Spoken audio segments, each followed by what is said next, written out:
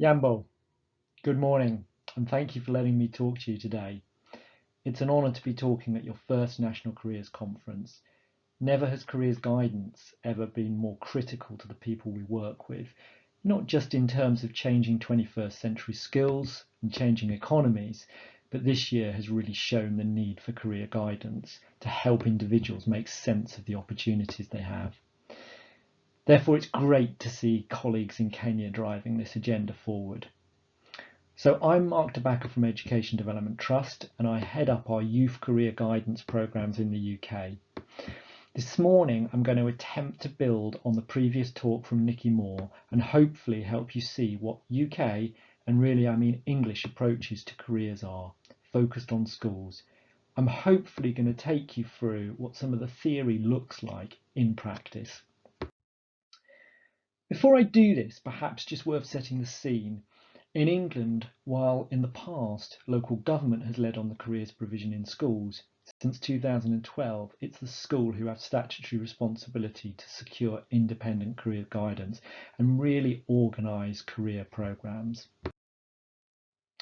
In England, as well as at school level, we have the National Careers Service, which is a government-led service. It is all age, but it only provides face-to-face personal guidance for adults 19 plus.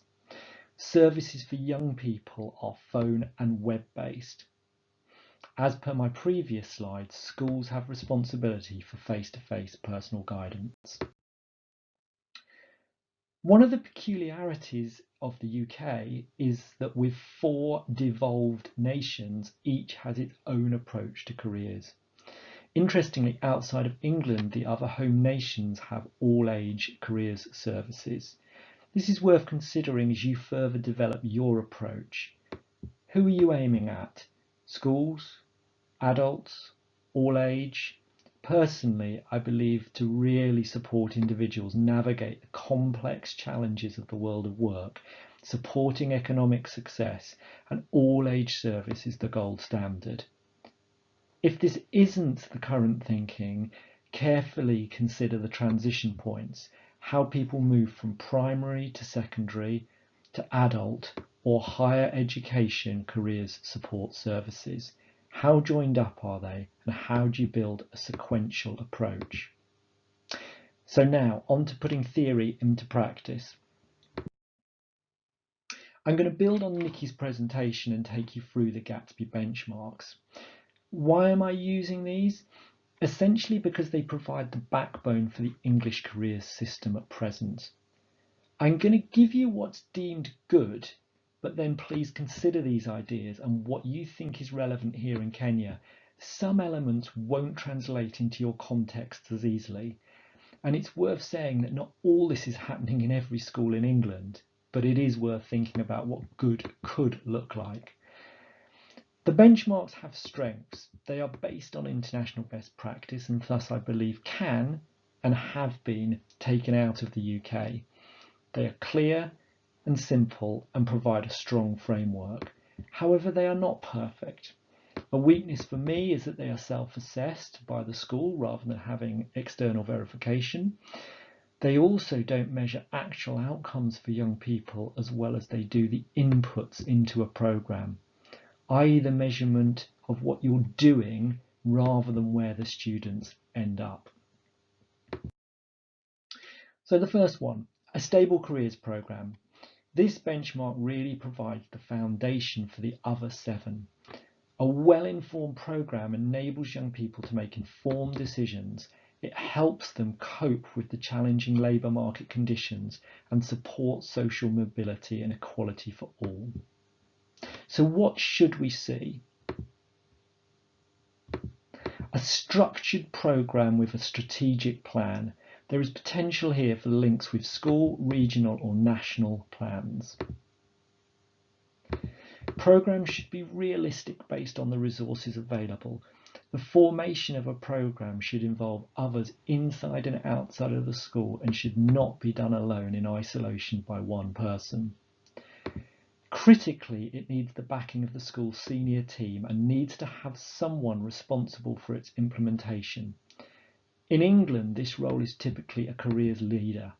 I'll return to this later. It should be progressive and have a logical flow. It should be accessible. In England, published on the school's website, so students, parents, teachers and employers can have access, understand and know when things are happening and therefore how their contributions fit and what they will get out of it. This is promoted regularly to the school community via social media and newsletters.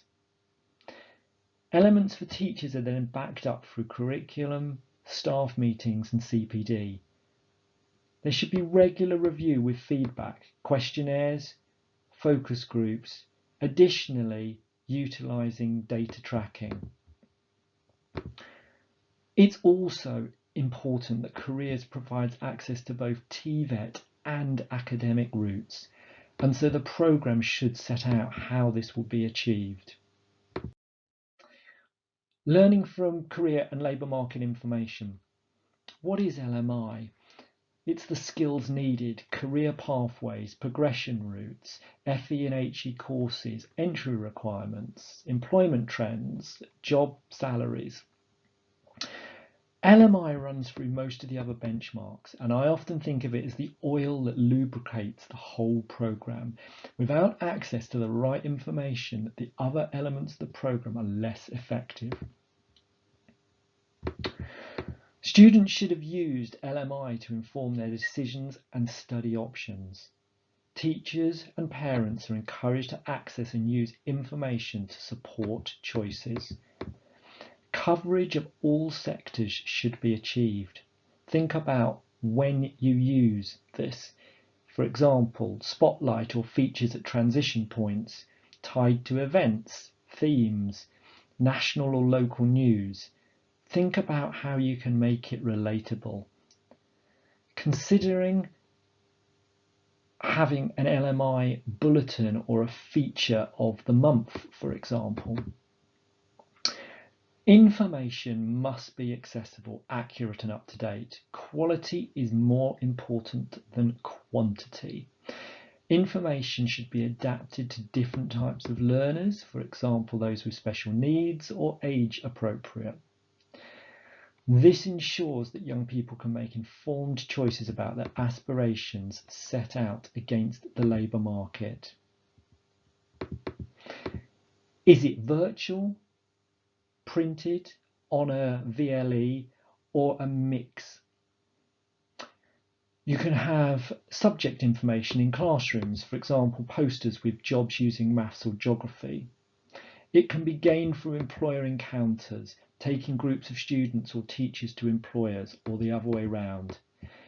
Employers can help here, setting research projects or providing examples of how they use different subject information or skills. They might provide video clips or case studies. Can you use ex-students, alumni as well? Addressing the needs of each student. I think data is important here, and recording and records. This allows the school to keep data, look for trends, aspirations, gaps, and where students end up, and how ultimately these match the labour market. How many students enter TVET or work-based routes? But destinations information relies on either capturing this before students leave or after they have left school. Student data and records will really help careers guidance be effective, as it can be built on previous sessions. And think about how students can be involved in recording their own journey, for example, a journal or log recording their learning and action plans. It should also be about equality and making sure students receive extra support where they need that. Data informs targeted approaches where underrepresented groups need additional input. For example, girls in education, providing information or posters promoting positive role models. Linking curriculum to careers. So good looks like all teachers highlighting the importance of core subjects and teachers highlighting the range of careers linked to different subject areas. There are 3 ways of delivering careers in the curriculum. In some schools, they will have a careers education programme which is timetabled. Sometimes in the UK, this is done as part of social and personal education, or sometimes during a tutor or registration time. Examples on the screen of the type of lessons focusing on careers, subjects, or employability skills.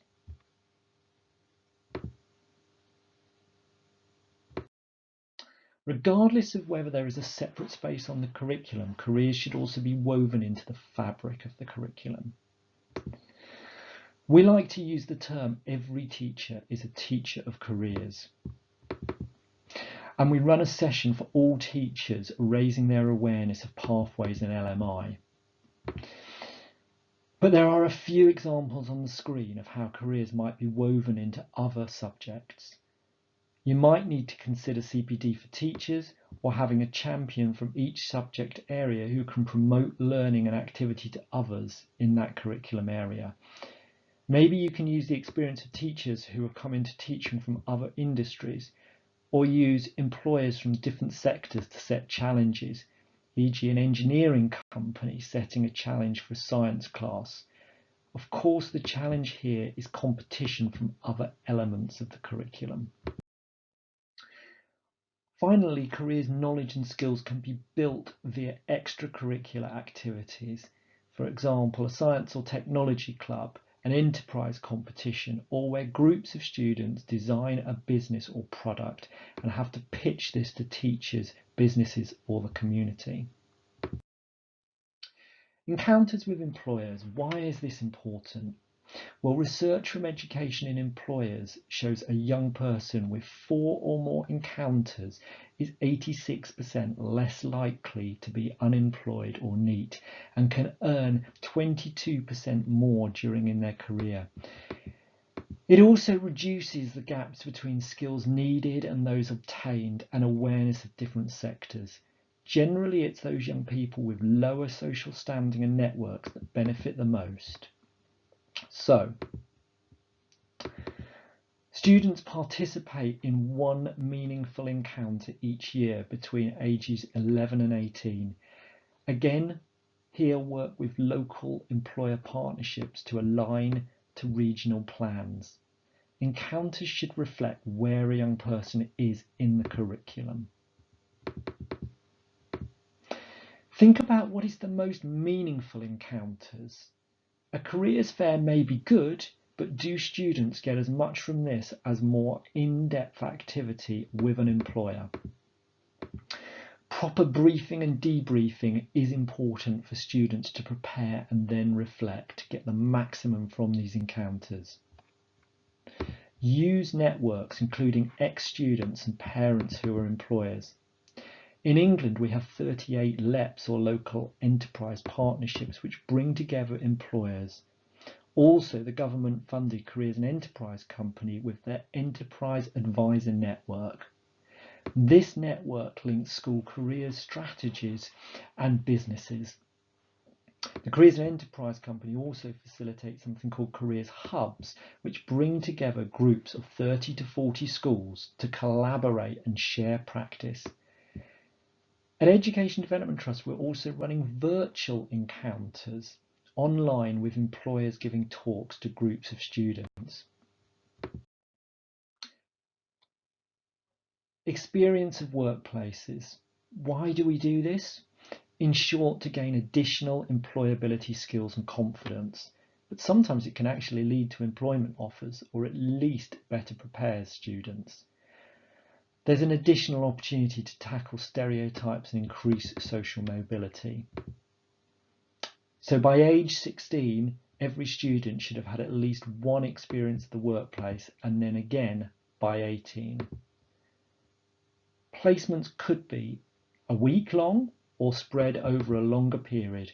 Also holiday placements, additional internships or voluntary work might be for longer periods of working with an organisation. There's an interesting question of choice of placement.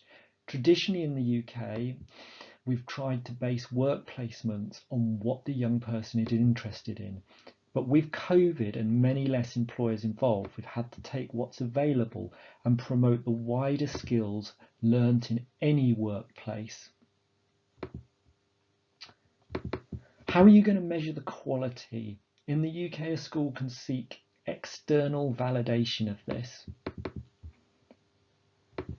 Similar considerations over sequencing and preparation and evaluation to benchmark 5.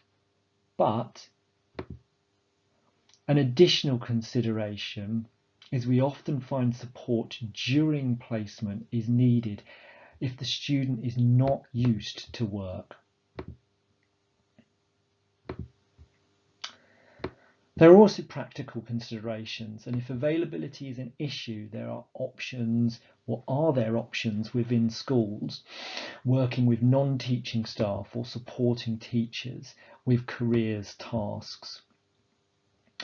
One way of getting over availability if technology allows is to consider virtual work experience. At Education Development Trust, we are running a few of these in the UK, where employers give an introductory talk, a tour, and then some sets and tasks online for students to come back to a few days later to present what they found out. I suppose the key element here on this benchmark is that young people have access to the full range of opportunities. In many countries, including in the UK sometimes, TVET and work-based training is not always promoted as equally as academic routes. It's now a requirement for schools that they provide this access.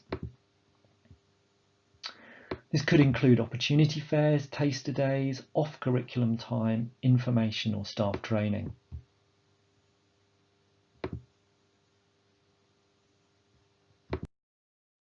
Personal guidance is the opportunity for a young person to talk through their ideas, hopes and concerns with a careers advisor or a careers counsellor. These should be individual and timed around their individual needs and at points of transition. In the UK, we would see this as someone appropriately trained to at least level 6 or degree level, covering both theory and practice of careers guidance. So what does this look like? Well, approaches are based on theories of guidance. The main approach is typically based on Egan's 3-stage model, where you expect to see an introductory or contracting stage, an exploration stage, and then an action planning stage. But a range of models and theories should be used as suitable for the client. A range of pedagogical skills and approaches should also be used in an interaction. It's fair to say that while the focus on careers guidance, there may be a need for elements of careers information and education in these sessions, especially where this hasn't been adequately covered in the curriculum. Additionally, sometimes support will focus on a practical activity like helping someone with a job application. Normally, the result of personal guidance would be a personalised action plan which the young person has ownership and input into. A couple of interesting questions at the bottom. Face-to-face has been the mainstream of delivery for years in the UK, but certainly since COVID at Education Development Trust, we've delivered all our adult and young person services online. There are some disadvantages like missing non-verbal signs, but there can be advantages in parental engagement, timing when sessions can be offered, and it doesn't matter where in the country a young person or advisor is. Finally, who delivers?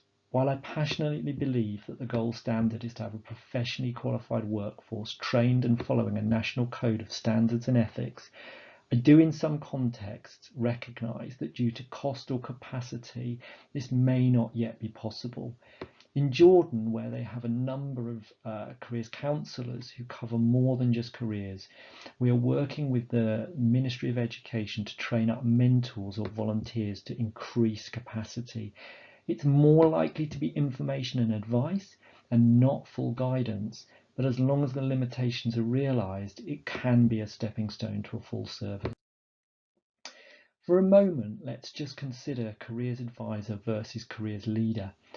I've already mentioned, and I'm sure Nikki did before me, the importance of schools having a career leader. So what's the difference? A careers advisor primarily delivers the in-depth personal guidance to students individually or in groups. They may be involved in other elements of the careers programme. The careers leader has responsibility for the strategic plans and delivery of the whole school careers programme. They could be the same person, but this may not be realistic given the tasks of both roles. On the slide, you'll have the 4 main areas the career leader will be involved in. They may be a teacher or not, but need to be someone who has the clout to make things happen in a school, normally a senior to middle leader. I'm not going to talk through this slide, but it will be available afterwards, and it's taken from the Careers and Enterprise Company, but breaks down the tasks associated with a careers leader in more detail. As we come towards the end of the presentation, a few final areas to consider. Firstly, do the benchmarks encapsulate the role of the family enough? It does come up into various of the benchmarks, but personally I think this could be strengthened. I've put on the screen a few basic examples of how other countries are looking at this area. And on this slide, some common themes coming out of working with parents and activities that you could consider. I thought it might just be worth reflecting on pulling everything together to finish. Maybe more for you to look at later. This slide brings together for me the practical elements I would consider if I was setting up a framework from scratch at a national level. I've called it an umbrella because, as I said earlier, one of the issues I think in England is we have fragmentation. And what is really important is that everything pulls together.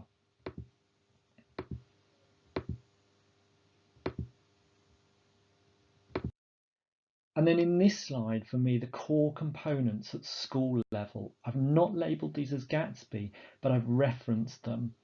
I also highlight family and youth voice, not because they're not in the Gatsby benchmarks, but because I think they could be stronger. I've taken this from our emerging approach in Jordan, partly because for the visual learners amongst you, I've had a lot of words today. But I think it shows the approach I've tried to convey, where a young person is at the centre of the school programme, and this being absolutely critical to everything. But I wanted to highlight clusters. The Careers and Enterprise Company have hubs, and Education Development Trust are running clusters in London and are now looking to do this in Jordan.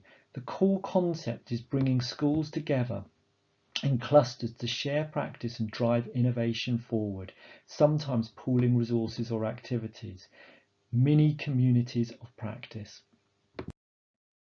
Again for later, but the power of a comprehensive programme in schools that it can have from country to community. And my final slide, while today I've focused on secondary education, actually this is too late. And in the same way we should be working with adults through lifelong careers, we need to start this activity in primary school. Research suggesting that children are already forming decisions on careers aged 7. I'm sorry that was such a quick tour. I'll make the slides available. Thank you again for the invite today and for listening.